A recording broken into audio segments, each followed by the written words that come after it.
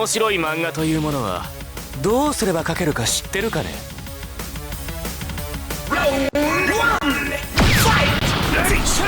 お前に能力がボロボロになるヘブンズドア。最初はグーだ。最初はグーだ。よっせやかましい。何か他に相手僕は再起不能にさせてもらうか。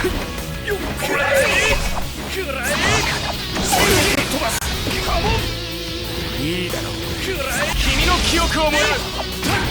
すごい。最初はグーだ。最初はグーだ。何もらったわけだ。打ち砕いてやるぜ。だが君の記憶をもらう。先手必勝。戻し宣戦布告だぜ。君の記憶をもらう。僕は成長している。僕は成長。宣戦布告だぜ。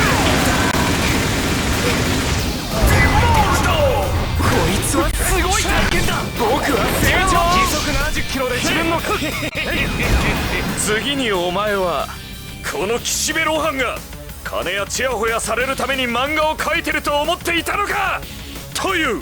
この岸辺露伴が金やチヤホヤされるために漫画を描いてると思っていたのか。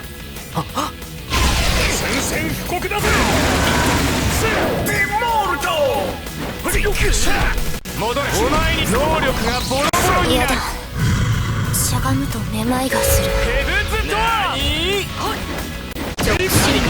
最初はグーだ。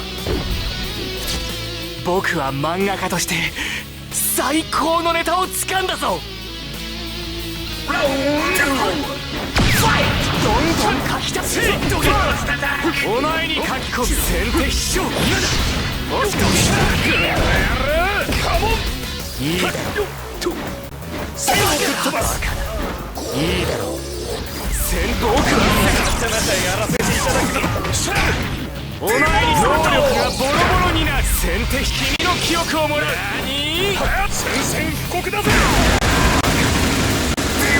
戻ってこい。もし僕が主人公ならどうする。どうする。ぶちのめしてくれるぜ。僕ソインクは成長してぶちのめしてくれ。最初はもし僕が君の記憶をもらう。そこだ。この野郎。線をぶっ飛ばす。最初はグーだ。よっ右そら。線をぶっ飛ばす。図に乗りやがって。戻ってこい。お前に能力がボロボロになる。ヘブンズドア。遅い。図に乗りやがって。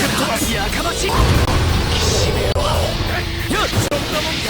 召喚リバックオーバートロック。お前に能力がボロボロになる。ヘブンズドア。最初は僕は成長している。ブーメラン。遅い。いいだろ。最初はグーだ。何しまった。背をぶっ飛ばす。図に乗りや騙しの手品だ。何かお前に書き込む。お前に能力がボロボロになる。先手戻ってヘブンズドア。クラッカーボーラー。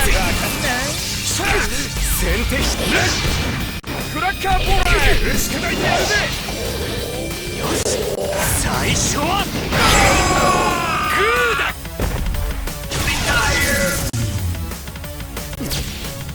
やそう